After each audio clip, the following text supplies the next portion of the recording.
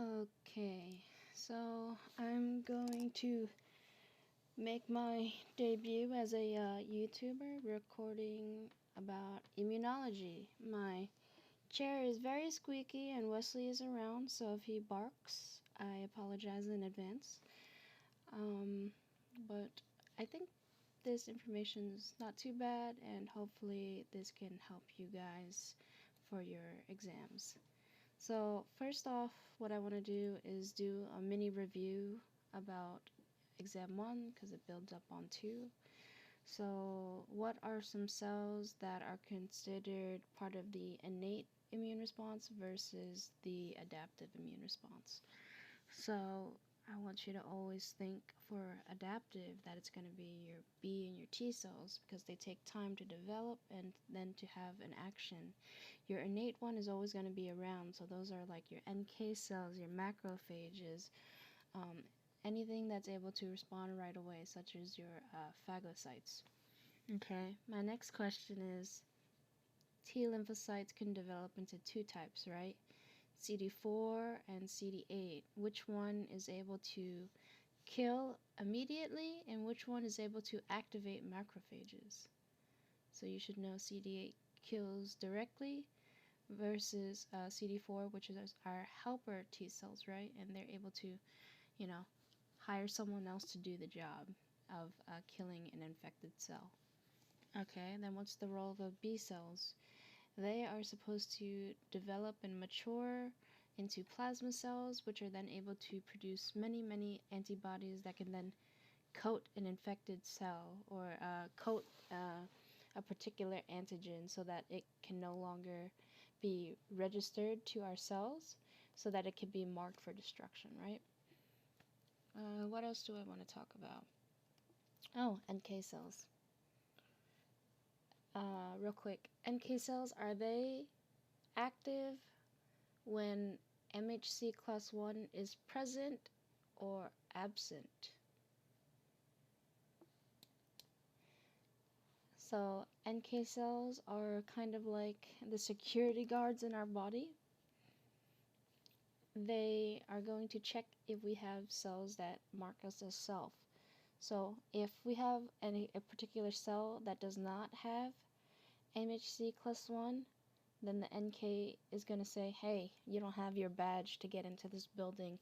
I'm going to escort you out of the building, if that makes sense. Whereas if we have cells expressing MHC class 1, they will not be killed off by NK cells.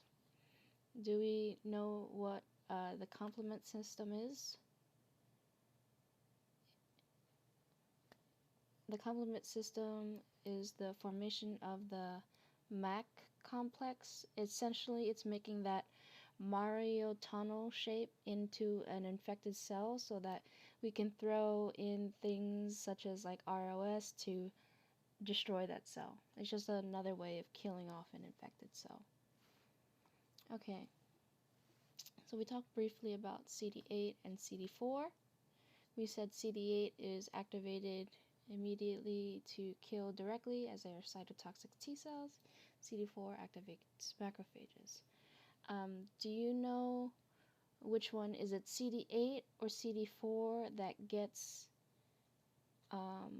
their particular antigen from an outside source? So one cell gets its antigens from within the cell, and the other gets its antigen from outside of the cell. And that's asking MHC class 1 or 2. And it's going to be MHC class 1 presents antigens from within, because remember that's our ID card that we present to the security guard saying, hey, we're normal, we're part of the body. MHC class 2, always think new, so it's introducing an antigen that is new from the outside. We also need to remember what is used for that antigen presentation for either of them. So which one uses tap to paste in versus which one uses clip. And the way I like to remember is MHC class 2 likes new things, get a new shiny clip, versus MHC class 1 is going to be the ladder of tap to paste in anything else. It's a long list, but I think that's as far as you'd need to remember for exam 1. Trying to think, what else do we want to talk about real quick? Unfortunately, I don't have the notes because Chrissy has them. What a shame. Okay, that's alright. We'll get started on the lecture notes themselves. I'm going to use my old lecture notes, and this is a combination of cohort 3's as well as my own, so you're going to see ones that I paste the image twice. So first thing is T cell activation. This is kind of useless. Okay. So right off the bat, for intracellular microbes, I need you to know which ones fall under phagocytic versus non-phagocytic. So if I made a multiple choice and I asked you between fungi, protozoa, and viruses, which one is the non-phagocytic cell? You'd have to be able to say viruses, as well as that rickettsia one and protozoa. And then vice versa for a phagocytic, that'd be your intracellular bacteria, fungi, protozoa. Okay. For cell-mediated immunity, we know now that that's about, our T cells and our B cells. Our T cells are specifically going to mature and expand so that they can be capable of doing their particular functions. So we are going to have the induction phase that occurs in the lymph node, and that's where they're going to get that expansion and differentiation occurring. And the effector phase is, an effect, an action. So when they finally conduct that action at the particular site of infection. And we can see the difference for CD8 and CD4 here. CD8, we said they're going to interact with a particular microbe directly and then kill off the infected cell, whereas CD4 effector T cells, they're going to activate a particular macrophage, and that macrophage is going to then phagocytose and kill that microbe. Okay, and this is my old note. So you notice how the difference is the image is the same, even if it's lower quality, that doesn't matter. The notes is where it matters. Notice how every second slide I'm going to show is going to have a lot more notes because these are my notes. So we're just wanted to expand a little bit to note that what's happening, and it's written down here, CD4 effector C cells activate phagocytes, whereas CD8 cytotoxic C cells kill the infected cells directly. Other information I need you to know is some CD4 T cells do remain within the follicles in the lymph nodes, and they're going to just stay there so that we can help B cells to continually produce antibodies when we need that reaction against a particular antigen or microbe. And let's see. Do we remember real quick? Sorry, just because I saw this. MHC class 1, is it expressed in red blood cells? You should recall that it does not, because it is expressed on all cells that have a nucleus, right? Okay. And then MHC class 2, what are those normally presented on? So those are going to be the antigen presenting cells, which are our dendritic cells, our macrophages, etc. Okay. Just wanted to make sure because we do need you to have a good foundation so that you can pile on extra information. So for T cell activation, you need to know the 5 steps. You want to develop it so that it has good antigen recognition. Remember, we did positive versus negative selection. We want one that does respond and attach to a T cell, an APC to attach to a T cell with a weak interaction, right? Not too strong and we can't have one that doesn't interact at all. We need that sweet spot, which is a weak interaction with its antigen presenting to a T cell. And that's how we'll positively select it to go on and proliferate and mature. Okay. Next one is cytokine secretion, cytokine receptor expression. That's okay. What I do want to note is IL-2. What is that for? Is IL-2 for growth or differentiation? And you need to recall that this is going to be for growth because it precedes proliferation. Okay? Okay, next is after we proliferate, we can differentiate into particular effector T cells, CD4 or versus CD8, and then they have their particular functions, which we've repeated on and on. Okay, right here, I just wanted to note IL-2 is a T cell growth factor different than IL-12, which is going to be a differentiation factor. Yeah, CD4 effector T cells again activates macrophages and B cells and other cells. Okay, that's fine. I don't remember what PT is. Don't worry about it.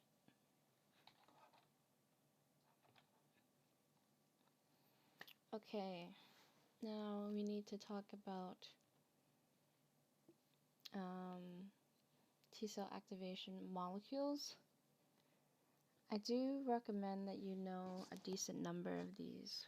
So you should know the molecule on the T cell and what ligand is it interacting with, because we require this interaction for a T cell to be active as an effector cell. It does not only get presented by with an antigen. Not only do we need an APC to present an antigen to its T cell, we need this second interaction as well. So the way I would want to look at it is that there's two interactions. One is the normal one, and then this is the third one. Sorry, the second one. Jeez. So this is the second one. Okay, real quick.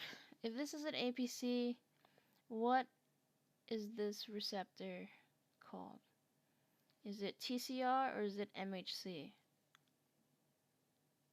You should know that this is MHC. And then obviously the T cell receptor belongs to the T cell, right? So this is the very first interaction that we require. We require our T cell to even be presented an antigen. But that does not necessarily make your T cell active. You require a second signal. It's called co-stimulation, and we'll see that in our notes. And it really depends per cell which one we have. So in particular, if we're talking about this interaction with a T cell and an APC, you're gonna need this B7 interacting with the CD28. And that's how we're going to then get a fully activated T cell. So that's why I do believe it's important to know these. PD1, I believe, is associated with an apoptotic cell, but I'll look at that as we go on.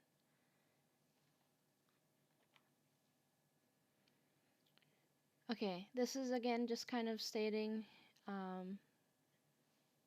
that the complete activation of T cells, in red down at the bottom here, requires two signals provided by the APC MHC antigen complex. That is a dumb way to say the APC cell. So that the APC is going to provide the two signals that are going to be sent to our T cell, and then our T cell will then be able to turn into a CD4 or a CD8, and then either they do the killing directly or they activate a phagocyte. Oh, sorry, macrophage. Oh, what if I just write macro over here? Okay, sure. Right, and make sure you note that these stimulations are to a naive T cell, right? because the T cell has to be activated to mature, and that stimulation is required for it to say, hey, it's time to wake up. It's time to adult now. We need to start killing these infected cells. Wake up. Okay.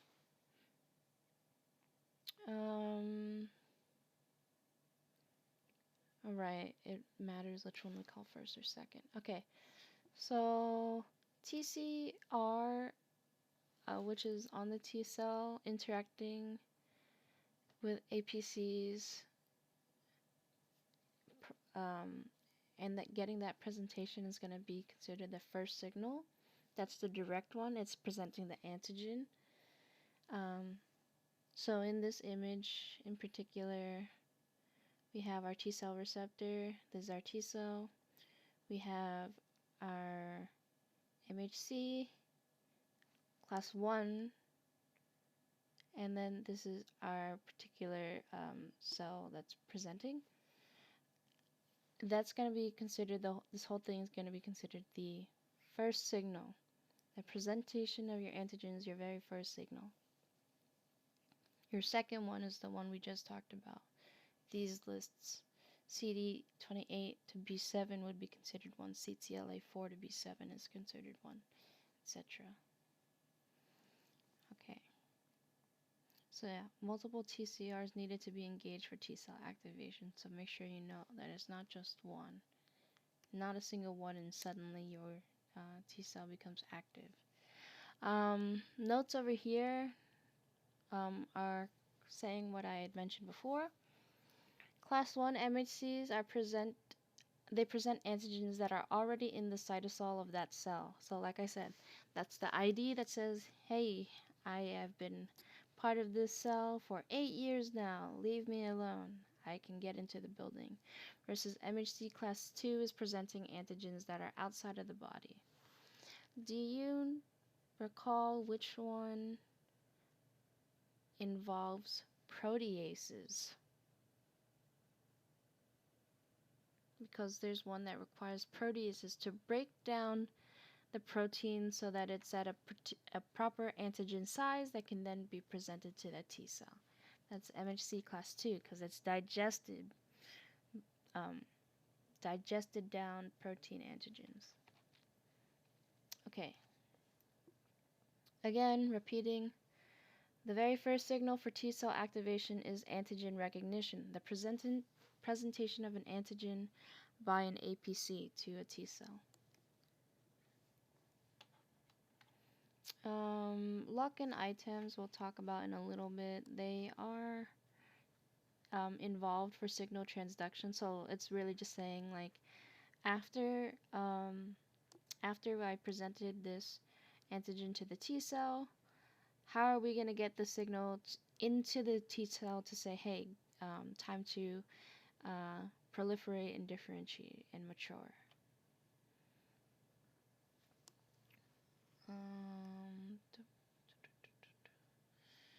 TCR has an alpha beta heterodimer. That's fine. That means they're not a matching pair. They're different. So there's the alpha and there's the beta dimer here on the right.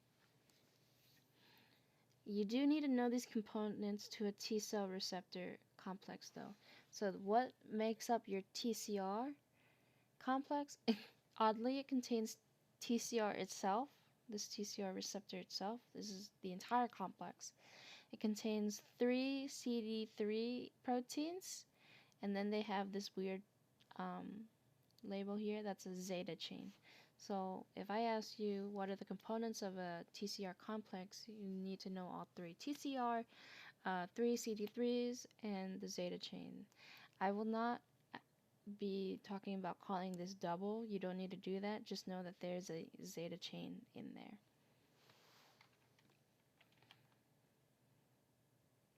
Okay.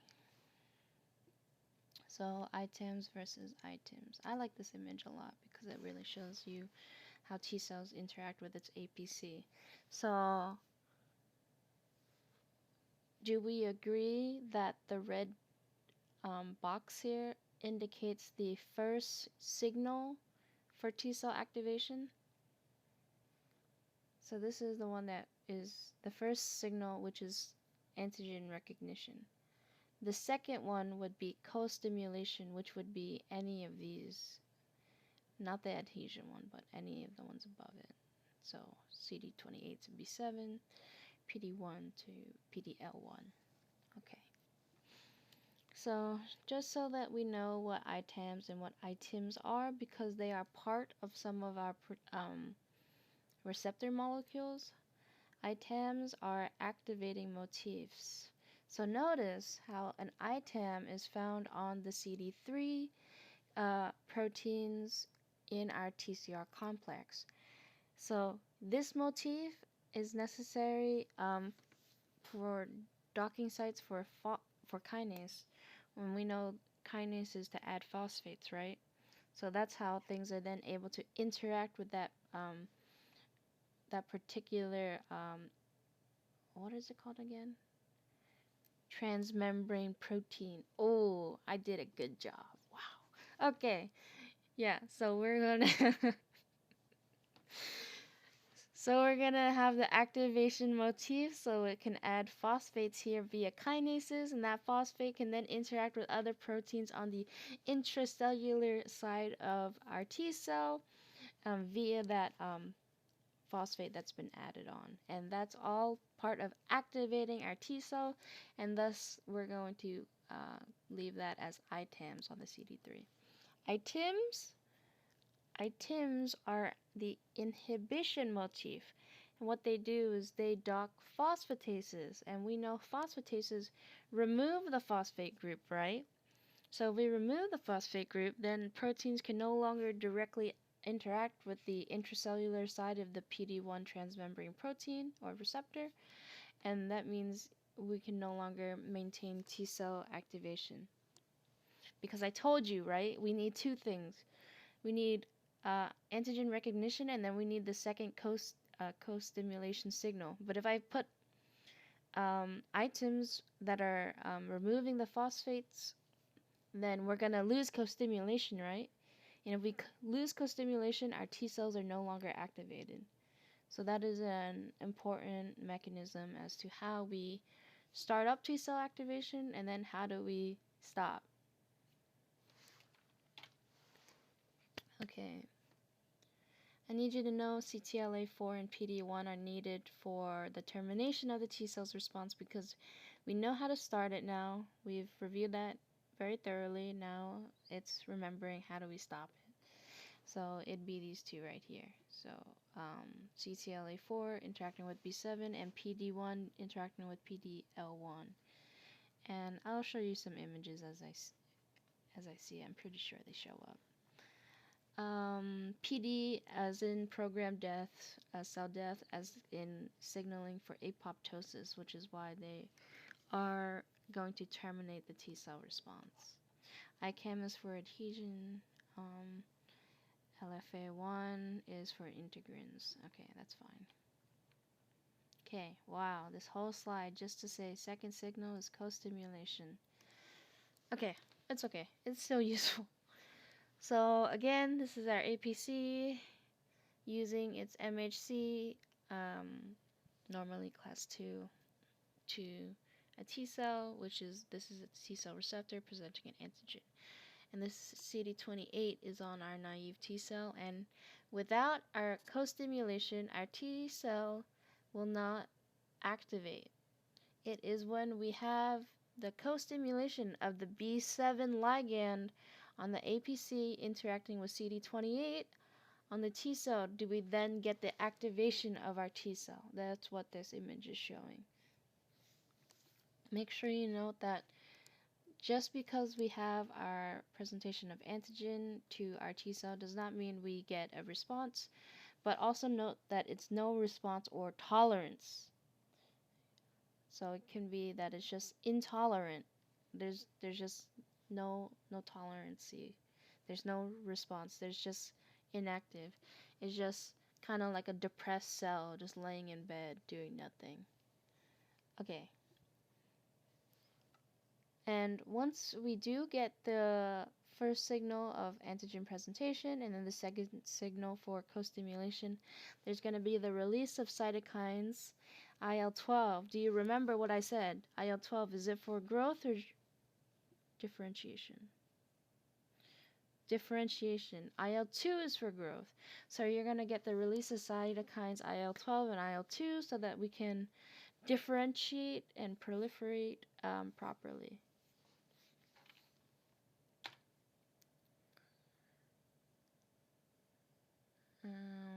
Adhesion molecules. Integrins are the most important adhesion molecules. It's good to know that because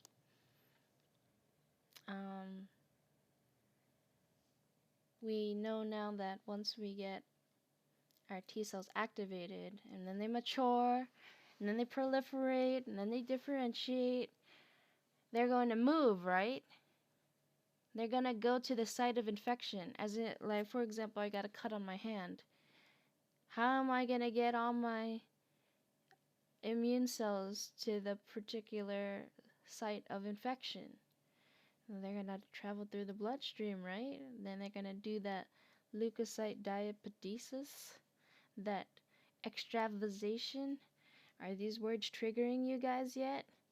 Good times. Okay, so that's why integrins are important molecules, because we're going to need integrins and selectins to travel to the site of infection. Do we remember if integrin stop or slows? Okay, we should know it stops, right? Selectin slows. Okay, what else do I need you to know from this?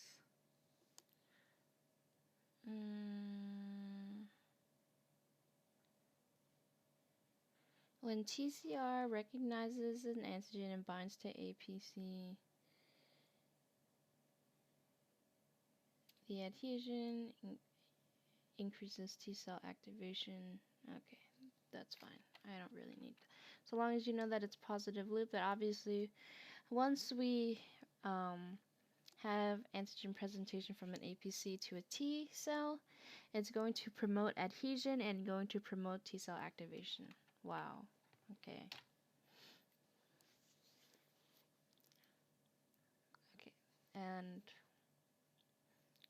yeah, it's just repeating one more time. Co-stimulation is the second signal required for full T cell activation. If we do not get it, we go no response or tolerance. What is the co-stimulation for a T cell? Normally, it's going to be the CD28 to B7. Make sure you know that interaction.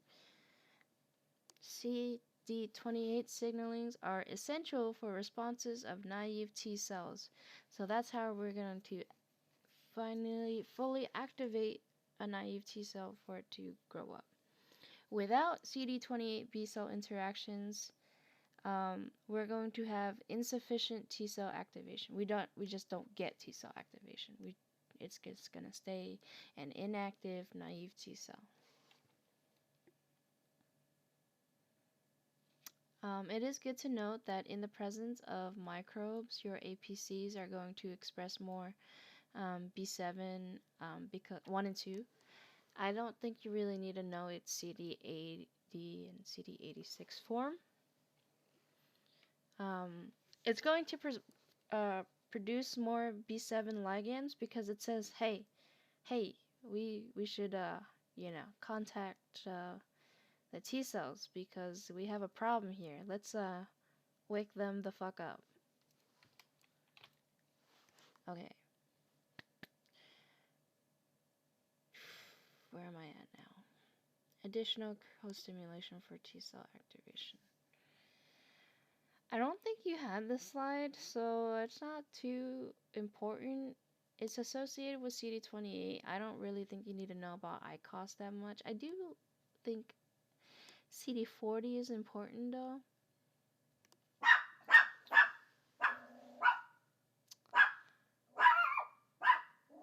Yeah.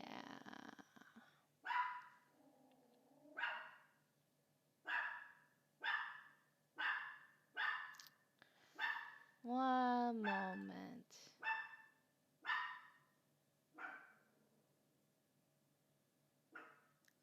There's no pause button.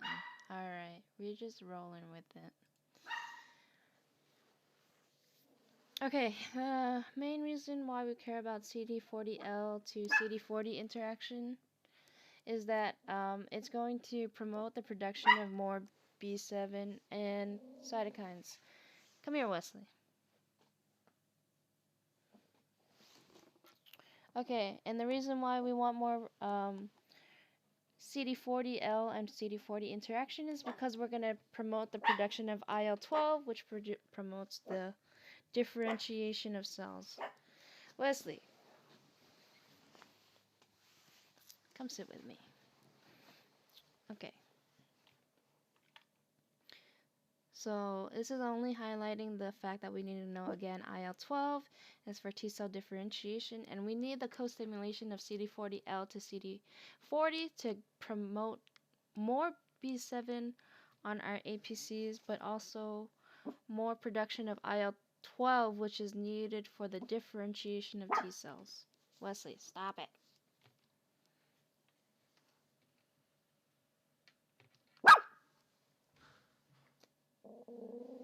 Okay, you can run.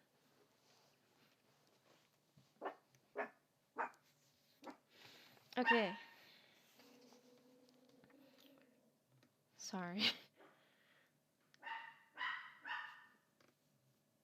I think this is repeating the same stuff. Co-stimulation is the second obligatory signal required for CD4 T cell activation. Not only does it require the interaction of the antigen APC presenting to the T cell, it also requires the co-stimulation of B7 to CD28. And we also have the CD40 to CD40L interaction so that we can promote the productions of IL-12, which can release from APCs to our T cells for differentiation, and IL-2 as well for proliferation, for growth. You notice that a lot of things are repeating over and over, which clearly means you really should know the information that's being repeated over and over. So make sure you know the checklist for a resting APC. A resting APC not exposed to any microbe is still able to present antigen, is unable to express co-stimulators, and is unable to activate naive T cells. Be careful with the wording here because they tend to be shifted just a little bit and try to trick you, but make sure you know this checklist word for word, okay?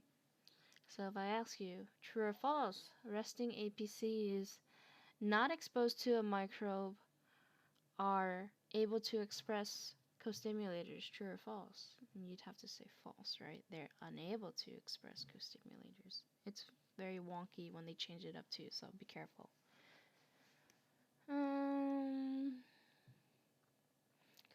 Make sure you know that co-stimulation, why is it important?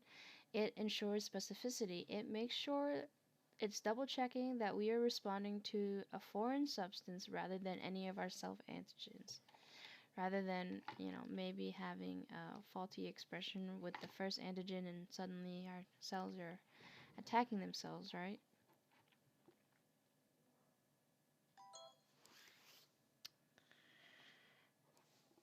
This is reviewing the second signals again, CD28 to B7. Now, again, do you know which one belongs to the APC versus which one belongs to the T cell? Make sure you know the difference. CD28 belongs to the T cell, B7 ligand belongs to the APC. Which of the following is associated with inhibition? Is it B7? Is it ICOS? Or is it PD? And I need you to remember PD because we had said,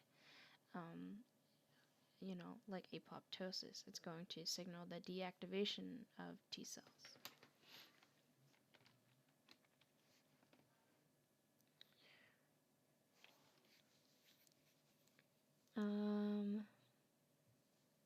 This next one is indicating how CD4 cells are able to interact with CD8 cells. So they're able to release cytokines that also interact with CD8 cells to promote cytotoxic T cells and memory T cells as well.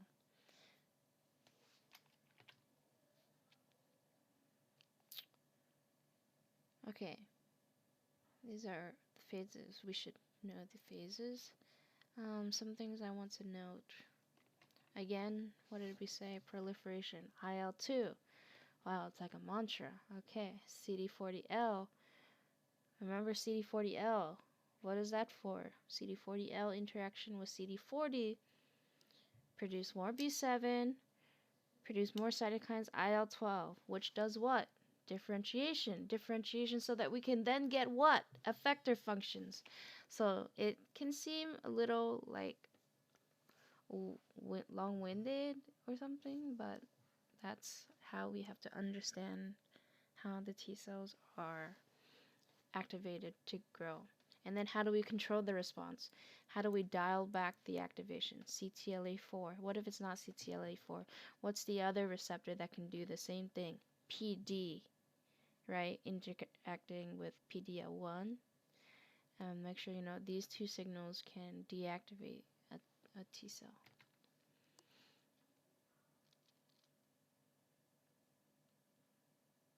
Okay, next we're talking about ways to,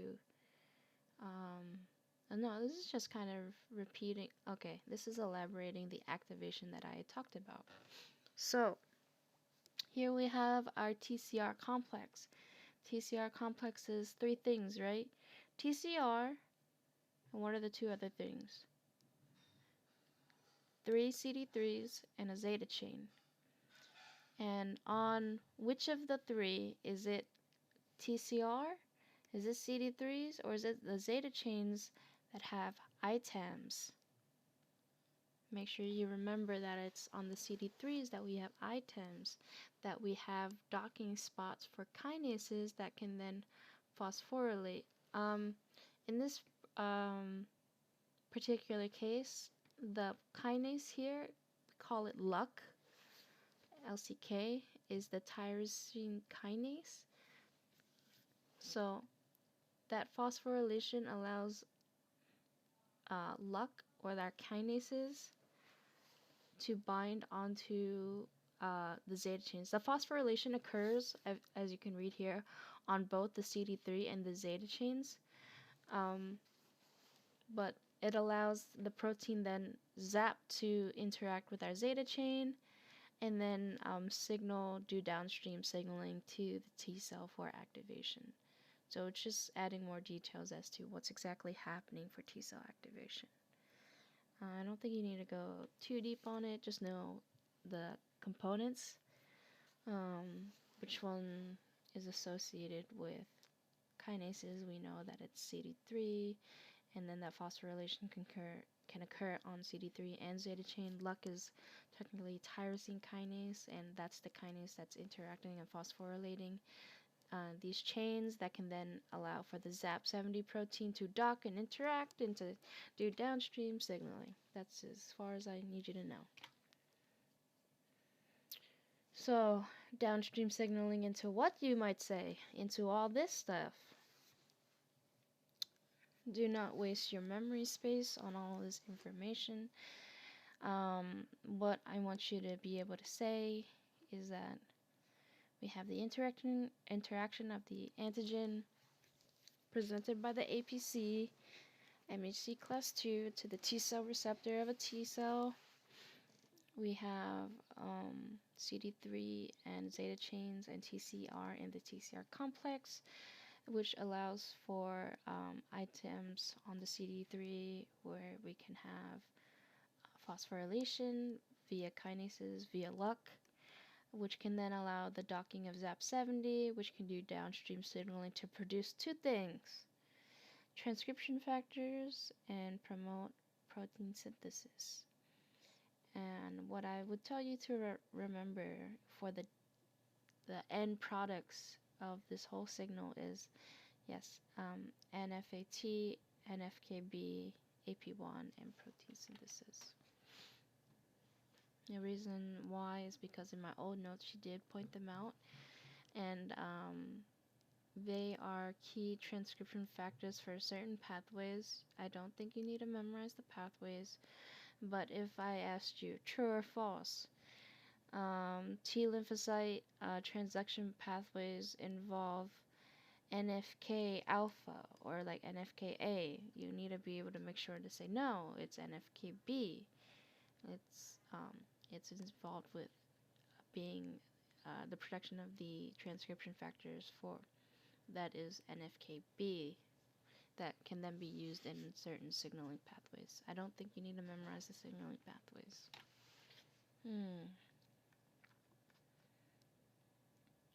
This is just highlighting IL-2 induction for T cell proliferation. I don't think you need to know all of this. You need both first and second signals to promote T cell activation, which is needed for the release of IL-2.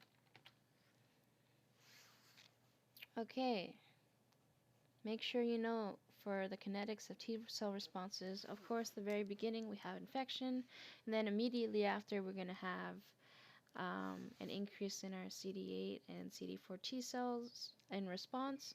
And then how do we dial it back? Remember those two particular receptors? What are they? If I say PD1, what's the other? CTLA4. And that's how we're going to contract and decrease the number of T cells, aka achieve homeostasis to bring it back to normal. So make sure you use these words interchangeably because they will be used interchangeably.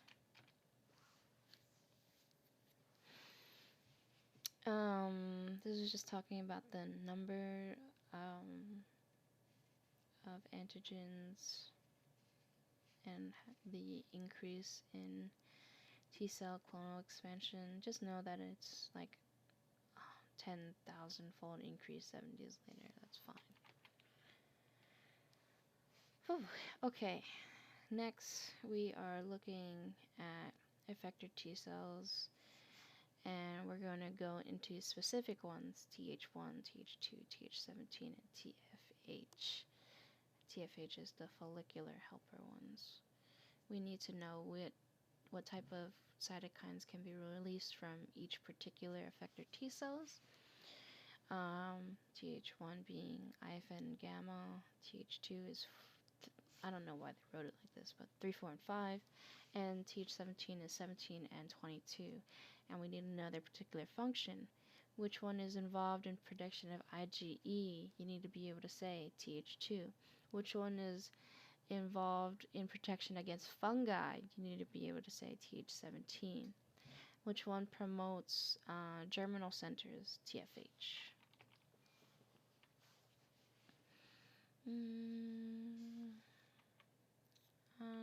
The development of them is not really that big of a deal, so long as you know Th1, 2, and 17 are within the lymph node, and then we'll be exiting out, whereas the germinal center B cells are developing there. Do we remember germinal centers? Are they in the cortex or medulla of your lymph nodes? Make sure you know it's cortex.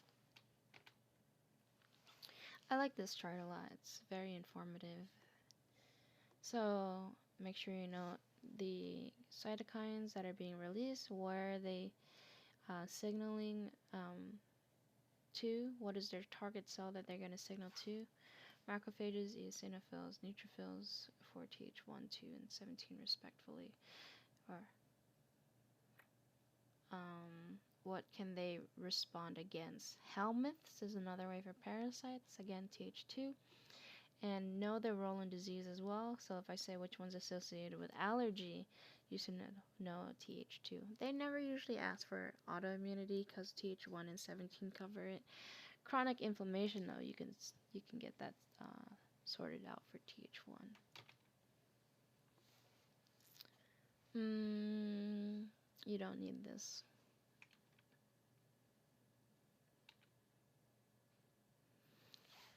Okay, bringing it back again to the CD40, CD40L interactions. Do you guys remember why we care? Okay, 2 reasons.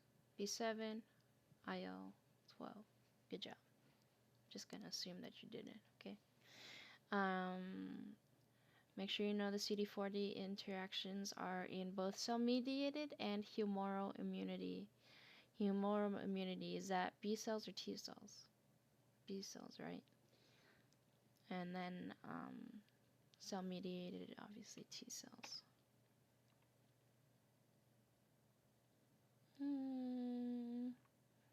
Not a big deal on either of these. Okay. T cell migration out of the lymph node into peripheral tissues. We know that we require selectin, integrins, ICAMs to slowly get out, right? The only thing I want to note in particular, since you guys kind of know this information already, is that I remember seeing CXCR3.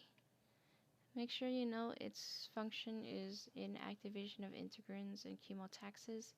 Chemotaxis is like the signaling for movement in a very particular direction. Okay.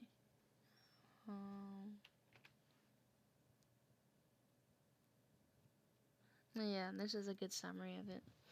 So we can read about it because it talks about CCR7 and we need to know about that too.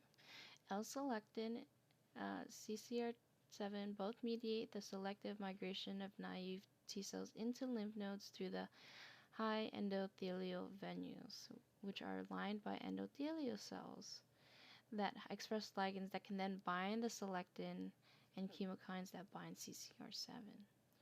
ICAM, which is an adhesion molecule, interacts with integrin, which stops that rolling, right? And then naive T cells in blood engage in the selectin-mediated rolling interactions, and then they bind on integrins to cause a firm arrest. T cells are then able to exit the high endothelial venules through the endothelial junctions. Remember, through ICAM, PCAMs that are going to allow extravasation. And then T cells remained in T cell zone because of chemokines. Okay, whatever, that's fine. Make sure you know sphingosine 1 phosphate. Sphingosine 1 phosphate is higher levels in blood and lymph, and they play a key role in the exiting of T cells from lymph nodes. And make sure you know what happens after T cell activation. S1P receptors are re-expressed, and T cells lose their expression of L-selectin and CCR7. They're going to lose the expression of these two things because we're no longer needing to draw T cells to the site of infection. We're trying to dial it back down, right? So we're going to lose both of those so that we can maintain T cells within our circulation. Okay. Hopefully that makes sense. You can read more about the S1P if you need to, but I think that title is as much as you need. Okay, T cell effector functions. We have talked about this a little bit. So, the classic cell-mediated immunity, CD8 killing the infected cells directly, CD4 effector T cells activating macrophages or causing inflammation via cytokine secretion. Make sure you know the difference between vesicular cell-mediated immune response versus cytosolic cell-mediated immune response. So, in the vesicular one, we're releasing vesicles that are going to secrete the cytokines that can induce a macrophage to then kill microbes. And they can also release the cytokines that can recruit leukocytes to phagocytose and destroy microbes. So it's just describing exactly how CD4 T cells work. Versus the cytosolic cell-mediated response, which is just how CD8 T cells work, which is releasing the little molecules within themselves to kill the infected cells directly. So what we learned is a synonym. So CD4T, make sure you know it's vesicular cell mediated versus cytosolic cell mediated, which is CTL or cytotoxic T cells. Another great um, table here for our T helper cells. So you should know the properties and significance. You do need to know what pleiotropism is and redundancy is. So just read and know those. You also need to know the cytokines and their functions and which one belongs where. Okay, we'll do a mini quiz real quick. IFN gamma, is it TH1217 or TFH? TH1. What about IL5? It's TH2. IL22 is going to be TH17. So make sure you're comfortable with being able to identify which cytokines is with which particular T helper cell. Also, their actions, you do need to know them. IFN gamma activates macrophages, especially the ones that are associated and listed. So you should know 2, we already talked about, that's for growth. IL4, B cell switching to IgE. This is important because we need to know about antibody switching because we're going to produce a lot of IgE so that we're going to interact with our eosinophils in an allergic response. And how are we going to do that? We're going to have isotype switching. And what cytokine signals that? IL4. And then once you signal to the eosinophils, how are you going to activate those eosinophils so that they can respond to the allergic stimuli we received? That's IL5. IL-17 is inflammation. That's acute. And then the maintenance, it's like normally the maintenance of mucosal epithelial barrier is IL-22. And I don't think you need the TGF-1. Yep, signature cytokine for Th1 is IFN gamma. This is involved with dealing with microbes that have been ingested, and then we're going to kill them off with phagocytic mediation. So make sure we know IFN gamma is the most potent macrophage activating cytokine.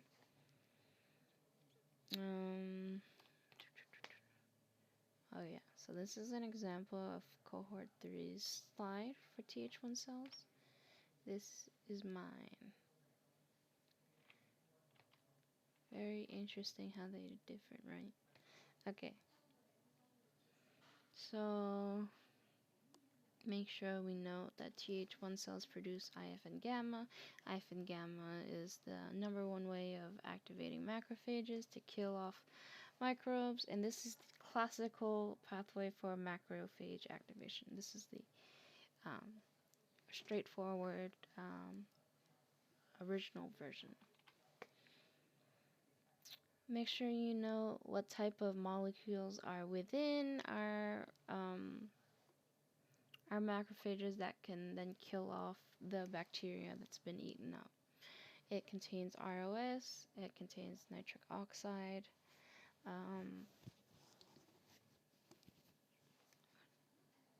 and increased lysosomal enzymes. Yeah, those 3. What kind of cytokines are released? IL-12 is differentiation. I think TNF1, yeah, and IL-1, we're just going to say that that's recruitment of leukocytes. Increased expression of B7 co-stimulators. This is the macrophage response into those. Okay, that's fine.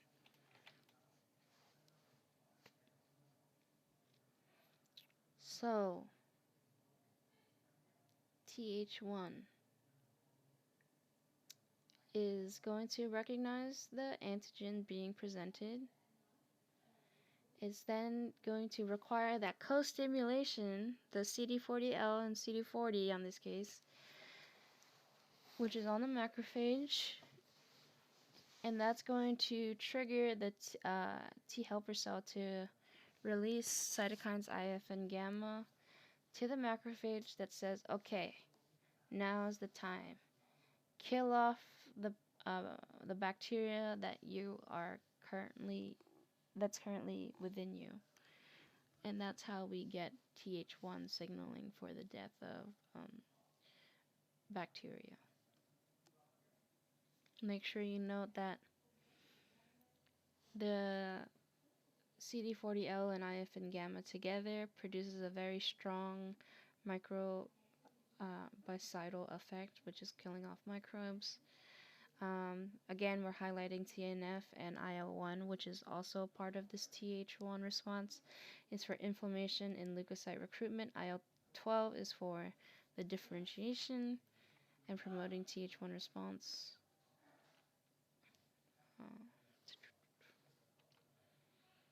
Okay, Boardman would have told you whether or not you need to know these particular signals within each one. So IL-1 has STAT4, STAT1, T-bet, sorry. IL-2, sorry, Th2 is the GATA3 and STAT6.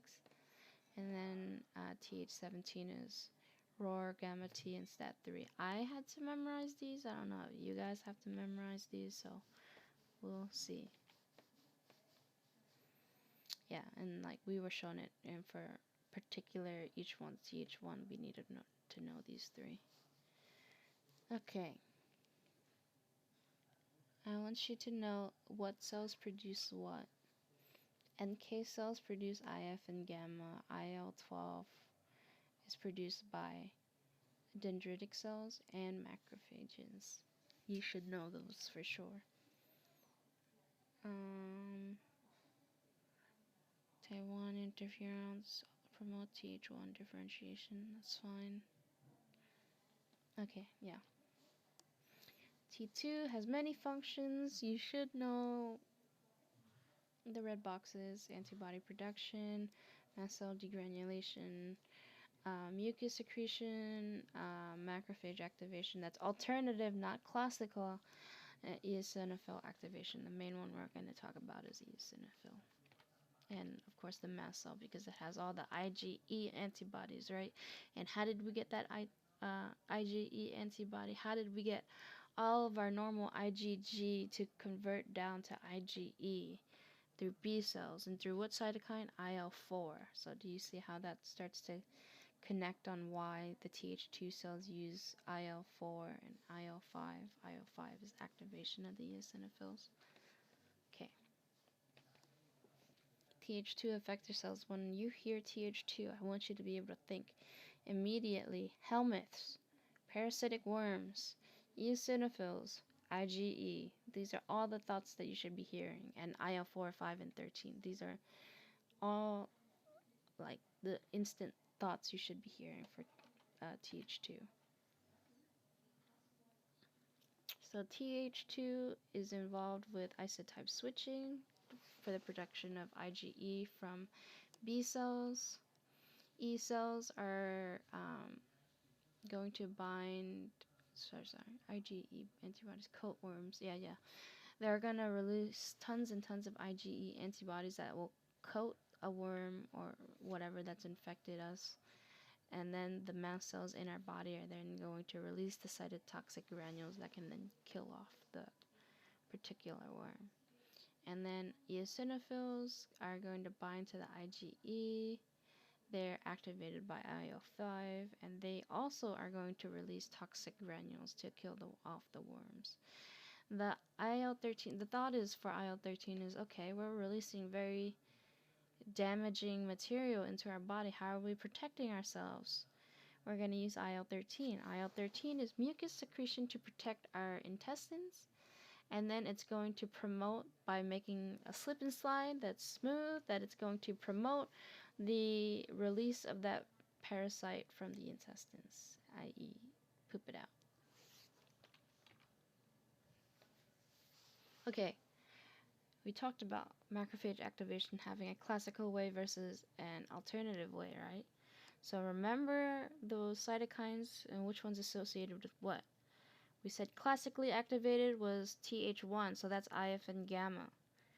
We said the alternative one is Th2, which involves IL-4, IL-5, IL-13, specifically 4 and 13. The rest I don't really need you to know. I do need you to know that the classical one is the norm. Oh, that was weird. Okay, make sure we note that the classical one we're talking about involves the normal function that we know macrophages to be, to phagocytose and kill the ingested bacteria or fungi. And then the alternative one is causing anti-inflammation, wound repair, and fibrosis. That's kind of something you just need to memorize. And this is highlighting it again. Has good information. Make sure you know M1 is normal pro-inflammatory and microbicidal. It's going to kill off the microbe, and then it's pro-inflammatory. M2 is anti-inflammatory, and it promotes, see, wound repair, tissue repair. Remember that for sure. And also, it's associated with collagen, because it's going to promote that fibrosis, collagen being that flexible material that we've talked about. Flexible but still strong. So those are the two things you really need to differentiate. I just memorized this little section here and be good to go. Th2 is associated with allergens. We talked about the mast cell, eosinophil. I'm not too worried about the details on this one. IL-4, make sure you know it's produced by mast cells and T cells at the site of the helminth infection. Do you remember what IL-4 does? That's the IgE antibody promoting B cells to produce those, right? You need a maintenance of Th1 and Th2 because this is versus classical macrophage versus the alternative macrophage activation.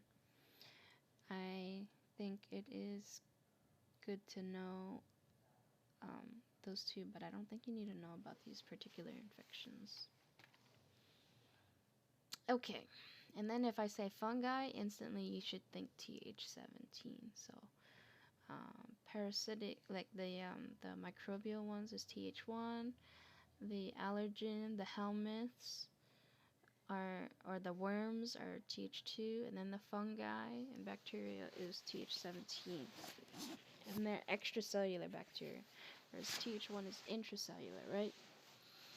Th17 has two main cytokines, IL-17 and 22. 17 and 22 each have their different function.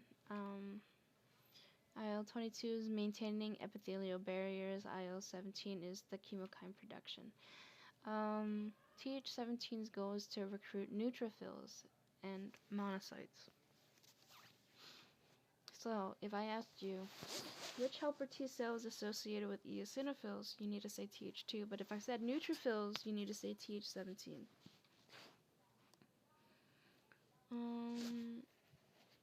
And also, Th17 produces defensins, which is antimicrobial. Yeah, that's fine. 17 is going to activate neutrophils, and then they're going to cause that inflammation via the neutrophil response. IL-22 is promoting that barrier integrity to make sure we're safe. Defensins is antimicrobial. Yeah, that's fine. Yeah, and also Th17, again, it's the ROR, gamma T, and the STAT3. But like I said, she'll probably tell you whether or not you had to memorize those.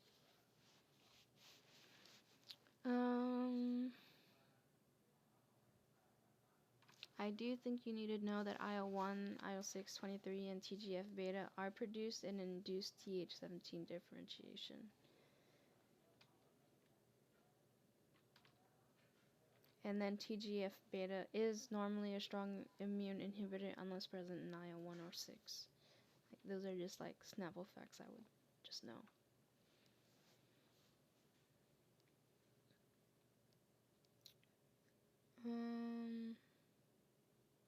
Not too worried about this. CD8 T cells activated by MHC class 1. And they are extracellular proteins. Sorry. MHC class 1 is intracellular, from the cytosol. And they're from ourselves to prove that we are ourselves.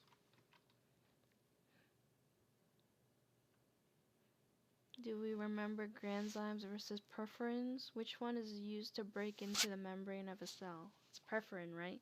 Granzymes are like the raw material that can then degrade and kill off the materials from a cell from the inside out.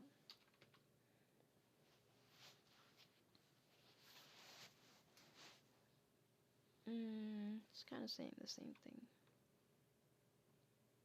I wouldn't worry about fast ligand and fast receptor. Just know that it's associated with death. This is also normally at least one question. Make sure you know, just because CD4 helper T cells and CD8 cytotoxic T cells function differently doesn't mean they're not able to interact with each other. They do cooperate with each other. So, for example, CD4 T cell is able to interact with the activation of a macrophage. That macrophage can then interact once it's ingested a microbe. The CD8 cytotoxic T cell can then kill off that macrophage that has ingested that material. So they can cooperate. And this is just describing how.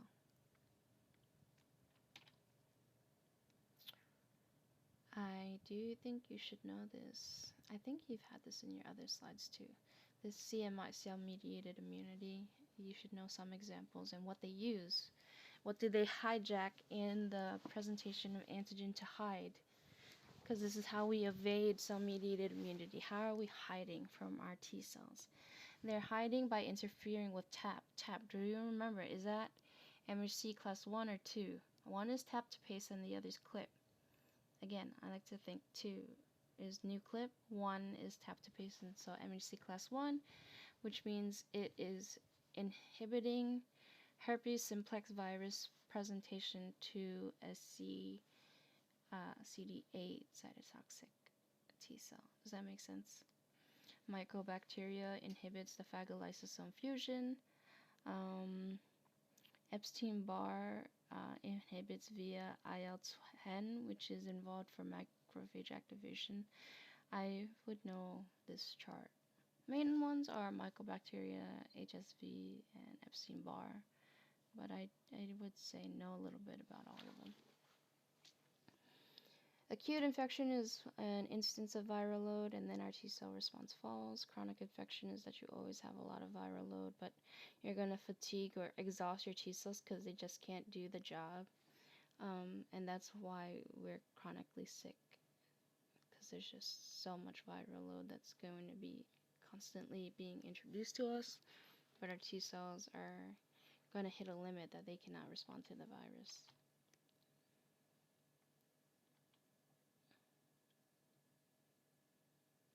Some viruses evade elimination by stimulating the expression of PD-1 and CTLA-4.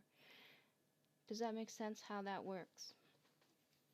We required PD-1 and CTLA-4 to stop T cell activation. So by expressing these receptors PD-1 and CTLA-4, T cell activation never even starts. Does that make sense? Okay. Now we can talk about B cells and antibodies. Nice slide. Objectives. Nothing. B cells,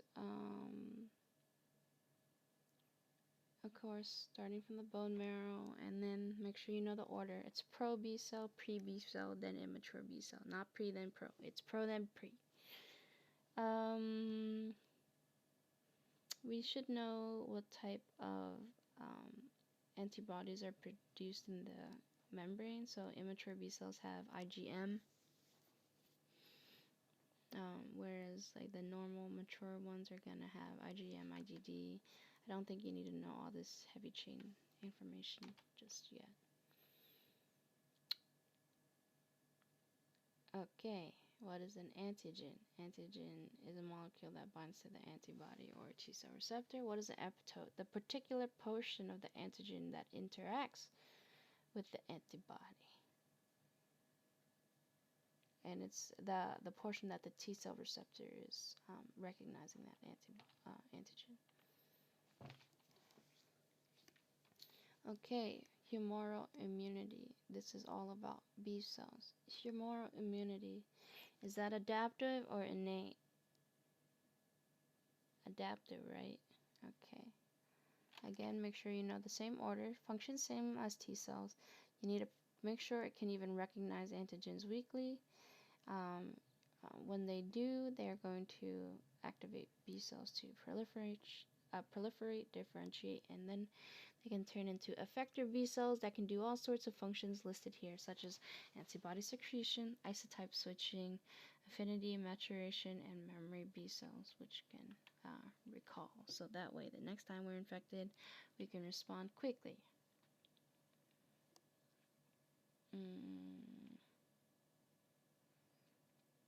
Let's make sure we know the difference between T cell dependent versus T cell independent responses.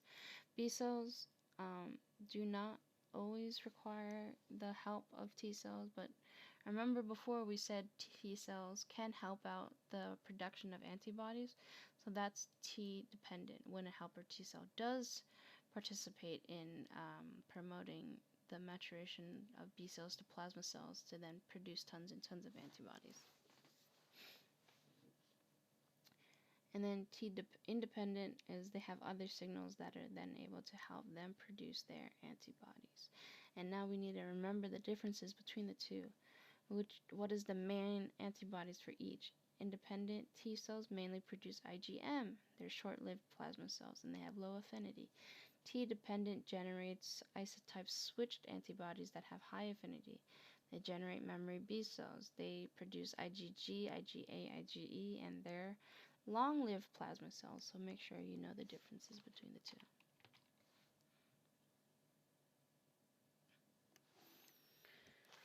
Okay, how do we neutralize? For T-dependent, it's normally rapid neutralization, whereas T-independent is usually non-protein antigens that are able to interact with T-independent B cells. I don't really think you need to know that though. And my slides are stuck. Okay. So antigen delivery to B cells. Antigen specific lymphocytes in the spleen, lymph nodes, and mucosal lymphoid tissues recognize antigen. Okay, that's fine. They're delivered to follicles via conduits that can then reach to the germinal centers that is within our lymph nodes. Make sure you know the primary versus secondary response. When we get the secondary response, we produce much more antibodies, right? It's a lot quicker the second time around. And know the difference between primary and secondary response via this chart.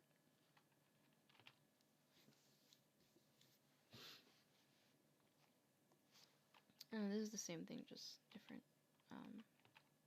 quality. Okay.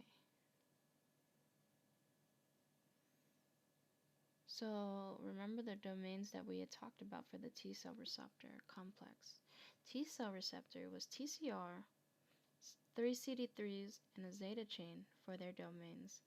The B cell receptor has their own domains, Ig alpha, Ig beta, and that in combination with the B cell antigen receptor makes, or BCR, makes the BCR complex. So BCR complex is BCR, Ig alpha, Ig beta. Make sure you know those.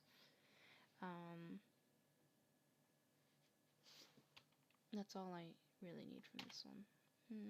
B cell signaling can lead to other transcription factors as well. The Ig alpha, Ig beta also have ITAMs that can get phosphorylated by kinases that can then allow proteins to interact with the phosphates and allow for downstream signaling that produces transcription factors to participate in downstream signaling. The net result is the activation of transcription factors that will then participate in B cell proliferation and differentiation. Okay, that's fine. Oh yeah, you notice these 1, 2, 1, 2, 3. Make sure you know those. Okay, the concept of cross-linking. What exactly does that mean? It means the same antigen is interacting with multiple antibodies on the B cell, or B cell receptors on the B cell. So if I have, see, notice how if I have one antigen down here, it interacts with one B cell receptor or antibody. If I have a really large one, this one can interact with multiple B cell receptors, right? That's essentially what cross-linking is. Strong cross-linking leads to strong mitogenic signal. Okay, whatever.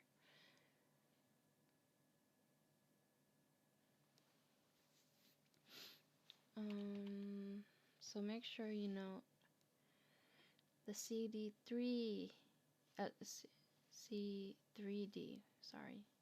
Do not mix this up with CD3 for T cell receptors. C3D was a component for the complement activation that we made MAC complexes, the Mario tunnels, to make a hole into an infected cell and kill them off. So a microbe is going to have this C3D and it's going to interact with CR2 to generate B cell activation. Not only do you need the Ig alpha beta to get their whole kinase and ITAMs and phosphorylation to get B cell activation, you also need the interaction of C3D to CR2. Remember, there's always that 2 signals, right? So make sure you know those 2 are needed for B cell activation. And then that's how they can interact. Microbes can interact directly with B cells. And then they can also interact with toll-like receptors to generate B cell activation as well, TLRs. And make sure we know what B cells can do. Of course, increase survival, proliferation, interact with helper T cells via the T cell dependent pathway where they generate things like,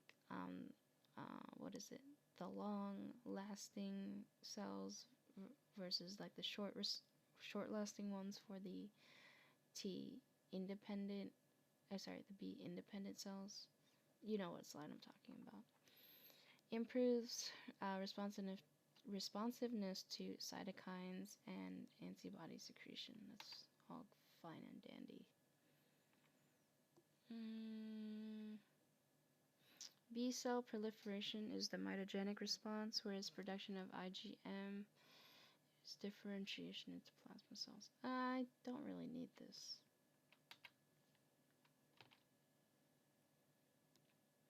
Okay, this is really just focusing on exactly how the B cells are going to interact with the T cells to then generate antibodies. So in the T cell dependent antibody response, our dendritic APC is going to bind to antigen, contain the antigen. It's going to then present a piece of the antigen to the T helper cell that is going to then, finally interact. Let me back up. Once it presents to the helper T cell, it's going to mature and develop enough so that it can then interact with the B cell. This T cell B cell interaction is how our B cells can then be told and receive the cytokines from the T cells to say, hey, time to grow up. We gotta wake up and develop into plasma cells that can then produce copious amounts of antibodies, which is in the extrafollicular focus. The only thing I really care about for location is just knowing the primary follicle zone and this being like the germinal center. I don't really care about exactly where extrafollicular focus is, just outside of where the germinal center is. Okay, and then once it signals the production of plasma cells, that's where they're going to reside in the germinal center, where they can function as plasma cells to produce tons and tons of antibodies.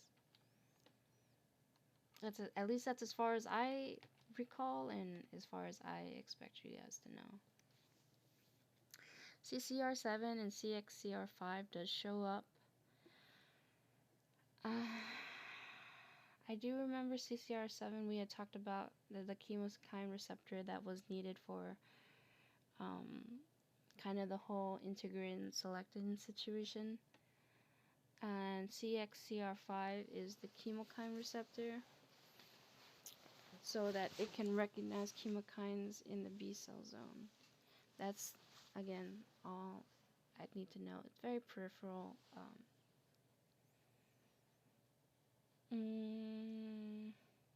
B cell antigen presentation. Okay, eats it up, cuts it up, can then present onto its receptor, it can then present to a T cell. Okay, that's fine. Linked recognition is important to know. It's different than cross-linking. Cross-linking, we said before, was when the antigen is so large that multiple receptors on the B cell can see it. Linked recognition is B cells and helper T cells must be able to recognize the same antigen in order to interact. Not necessarily the exact same side of the antigen, because they are both holding it, right? But they must be able to recognize the same antigen in order for it to be called linked recognition. And that's how we're going to have them be able to interact with each other and, you know, kind of function together. Not really worried about this.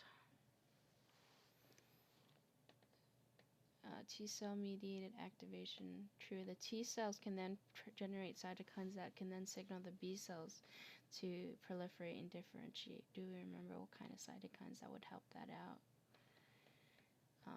For proliferation and differentiation, IL-2 and 12. We have the CD40 and CD40L interaction that promotes B7 expression.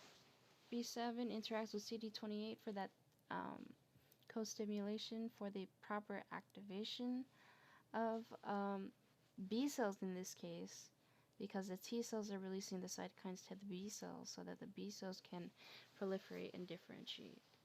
So that's why, even though it's repeated, before we were talking about how T cells were being activated, but now this is talking about how we can activate B cells via T cells.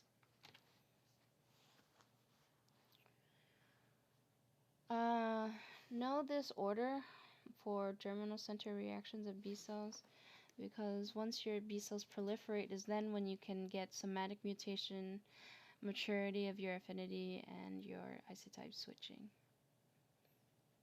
and which occurs within the germinal center and what occurs outside. In the dark zone, we have tons of plasma cells, B cells, and then in the lighter zone is where we have B cells interacting with the T follicular, the helper cells that can then generate plasma cells that reside in the germinal center. Yeah, and this is my notes where they were boxed to say, hey, you should know these. B cell proliferation, make sure you know that it leads to somatic mutation, affinity maturation, isotype switching.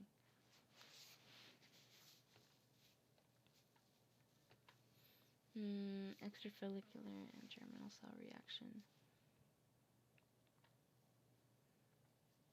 This is just talking about independent versus dependent T cell of the T cell for B cell development. Make sure you know which one leads to short-lived versus long-lived, um, and the difference between the two.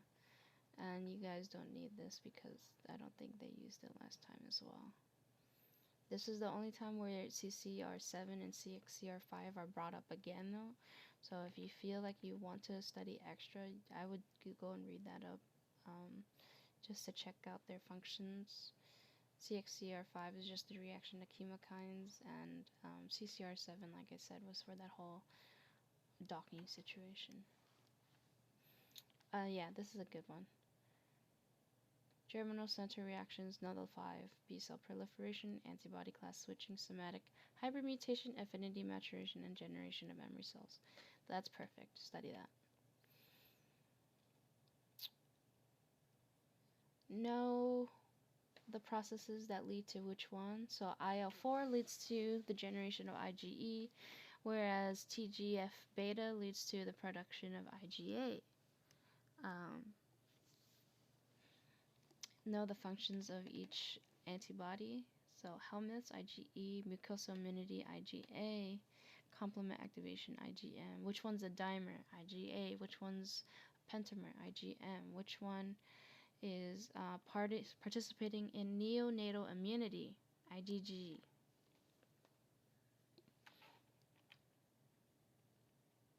The first isotype is M, and then it switches to other isotypes.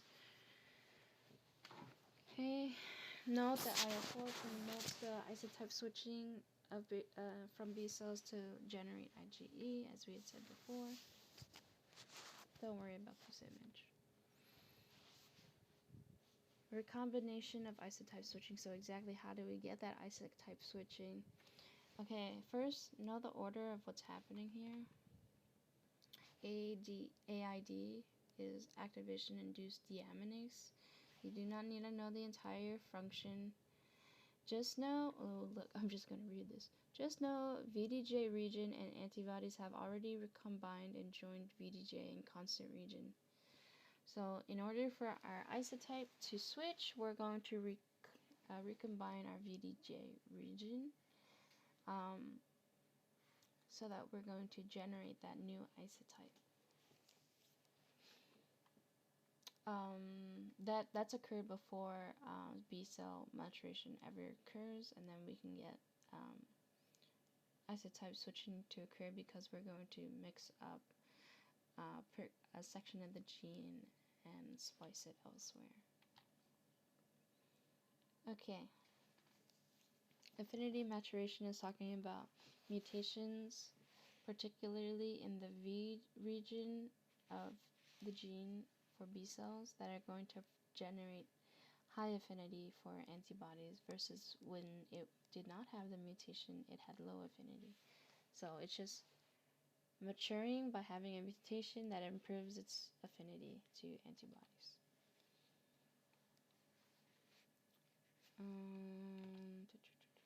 Make sure you again note that it is point mutations. Note that that is in the V regions.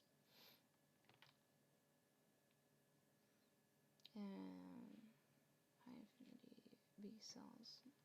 Okay, that's not that big a deal.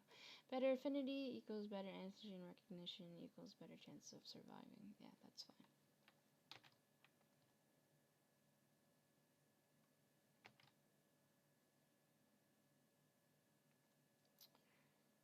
If you have this chart in your own notes, then yes, I do think you should know the difference between thymus-dependent antigens versus thymus-independent antigens. And just knowing which isotype switching can occur for them. Are they long-lived or short-lived plasma cells? The thymus-dependent ones are long-lived, etc. Other than that, actually, don't really study this too much. I'd honestly skip it. Okay. Antibody feedback. Block in B cell receptor signaling. Because it's going to stop our antigens from secreted antibody forms complex with antigen. Antigen antibody complex binds to B cell, and then it can inhibit the B cell response. So this is again controlling our B cell response as well. Know the receptor that is occurring here. B cell receptor to the Fc gamma R2 beta. And that's how we're going to contract the humoral response. Because for T cells, we had PD1, CTLA4, right? PD1 to PD-L1 and CTLA4 to, I forget, B7? For B cells, this interaction to stop and contract the humoral response is going to be with Fc gamma R2b. And yes, it sounds ridiculous, but yes, you should know it.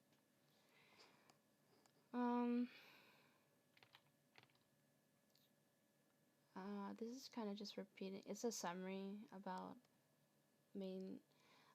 which ones are going to lead to which. If you look at B cells, are going to generate, long-lived plasma cells because it's with the helper T. This is going to be T dependent versus T independent, which is going to be mainly IgMs and short-lived plasma cells. Just know the difference between the two. And then the last one is B1 cells. That is just for fetal. You don't really need to know this one. Okay, effectors. Know the anatomy of antibodies. Know these definitions: valency, affinity, avidity.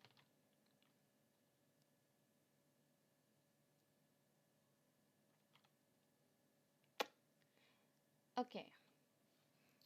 Make sure we know IgA is in milk. IgG is received, the fetus receives IgG from the mother, but in terms of milk, they're receiving IgA. IgG and IgM are predominating in blood. IgE is associated with mast cells. That's good enough. Yeah, it's definitely about knowing your antibody at this point. So you should know which one is associated with neonatal immunity, which one is dealing with mast cells, which one's mucosal immunity, which one's eosinophils, which one is the antibody-dependent cellular cytotoxic mediated by NK cells. That's also IgG. Yeah, you should know those. Okay. FAB regions bind to and block the harmful effects of microbes and toxins. FC regions activate diverse effector mechanisms. Okay, that's fine. Do you remember the C3b here? We said for phagocytosis to occur with the whole B cell interaction, we needed the microbe C3b to bind.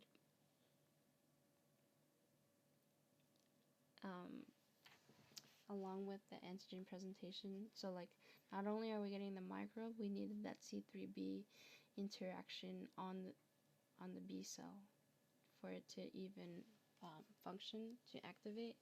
And the C3b receptor is also being used in this case again after complement activation by sending the microbe to interact with the macrophage to then be phagocytosed and destroyed by the macrophage. Okay. Larger image again, not a big deal. No, FcRn and IgE promotes lifespan. So FcRn is the constant region.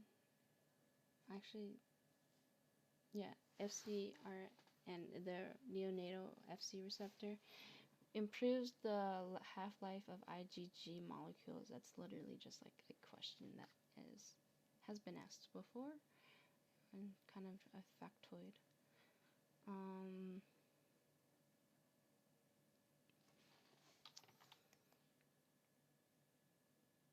Not really worried about this. No certain ways that we can neutralize microbes by antibodies. They can block the penetration of the epithelial barrier. They can block the binding to the receptors, and then they can uh,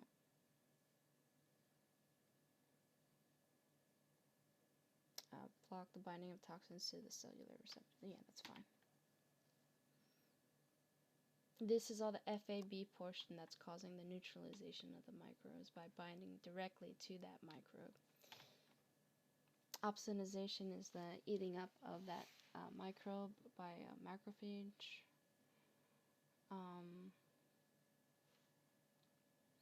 IgG is indicating opsonization. So it's going to bind and then signal to the phagocyte via the Fc gamma R1 receptor to uptake and then destroy that cell. And yes, I do think you should know that receptor as well. So IgG, the only isotype to induce phagocytosis, and binds to Fc gamma receptor.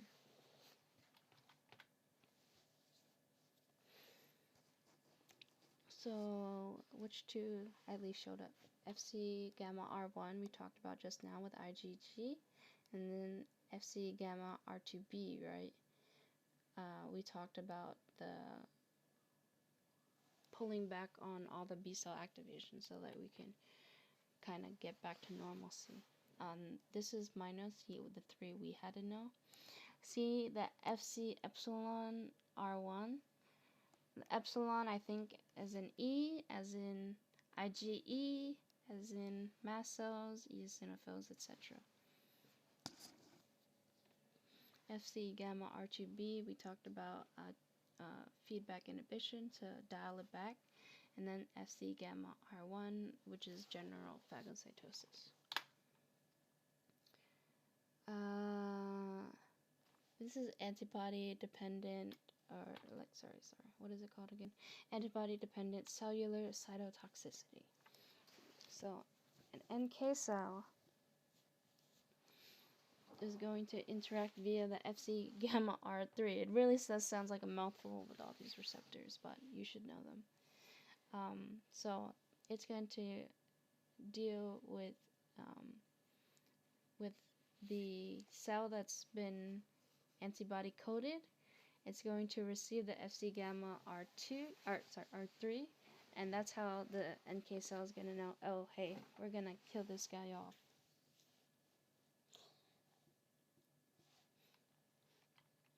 This is different than the concept of NK cells we talked about before, where it was just checking for our IDs for the MHC class 1, whether or not we got that tag or not, because this is talking about antibodies. And that was the T cell aspect. Now we're talking about the B cell aspect. B cells are going to produce antibodies that coat microbes, and those microbes are going to be registered because the NK cells are going to bind. Remember, they're coated by the antibody, right? So how is the NK cell going to interact with them? They're going to bind to the Fc portion of the antibody and make sure that it's the Fc gamma R3, and then say, okay, this is the one. I'm going to kill this guy off.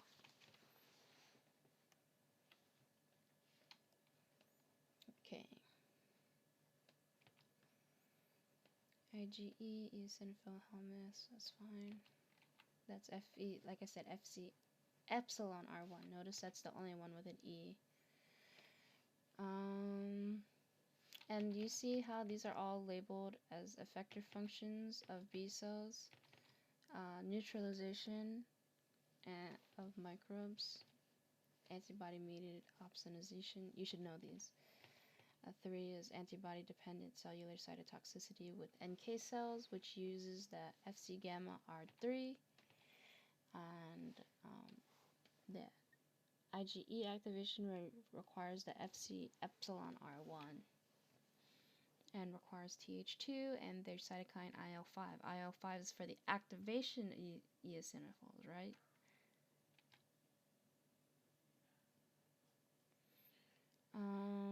I don't think you need to know all the steps for complement activation, but what's the end goal? It's the class. It does B cells participate in the classical pathway for the complement activation, which is again just making that pore to kill off a cell that contains a like that infection. I don't think you need to know those. That's the little, you see it? It's like the little Mario tube that he can go down. So that's how I always remember the complement activation. Always remember what's the purpose of that membrane attack complex. It's to release ROS and nitric oxides and other granzymes to then destroy or kill off that infected cell. So this is an overall review of the antimicrobial functions of the complement system. We already know opsonization and phagocytosis can occur. We can do cell-mediated, the complement-mediated cytolysis. We kill them with the MAC, or we can cause inflammation. Make sure you know that the complement activation is generated by C3D interacting with the CR2 on B cells. How can we regulate the complement activation? It's important to know how we can regulate it. C1INH or inhibitor, and then DAF. These are both ways in which we can inhibit complement activation and know exactly how do they do it. C1INH blocks the activation of the C1 complex. DAF blocks the formation of C3 convertase so that you cannot continue the pathway of making your C5 convertase and whatnot for the complement activation.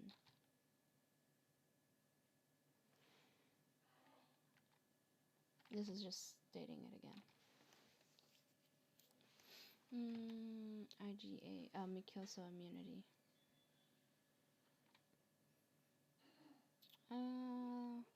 Not that big a deal. Okay.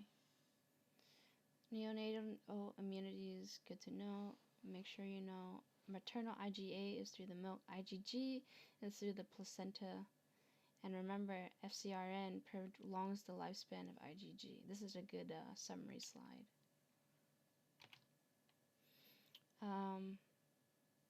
How we are able to evade the humoral immunity, different than the way that we talked about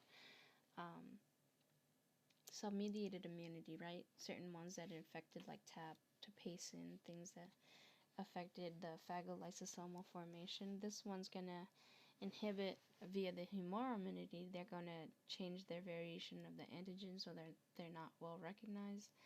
They're going to inhibit complement activation, and then they can block hyaluronic acid capsules.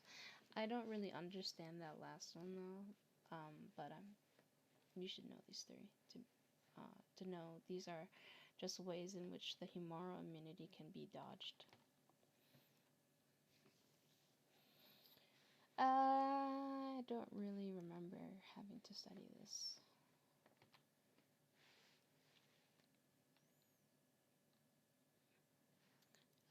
This is talking about how we can vaccinate. So the antigen we're introducing does not generate memory B cells, and they're usually low in affinity, and they mount very poor T cell responses. That's why when we make vaccines, we're really choosing an antigen that's gonna most likely not cause us harm. There's a very weak version of that particular infection that's going to just cause us to generate first, like a highly likely success of a first primary response. That way our second response is really good. Make sure you know what a conjugate vaccine is, which is polysaccharide to an immunogenic protein, which allows a T-dependent antibody response that can occur, because the T-dependent antibody response for the B cells is the one that can generate like isotype switching and maturation for affinity and whatnot. We want a strong one, so.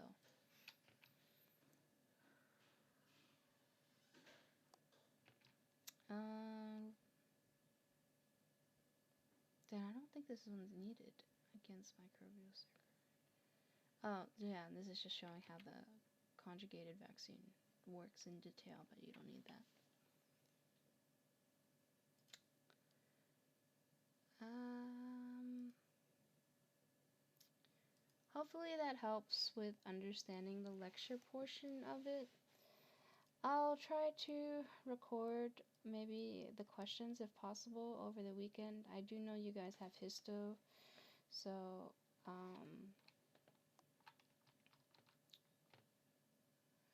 would understand if that's not something you're interested in.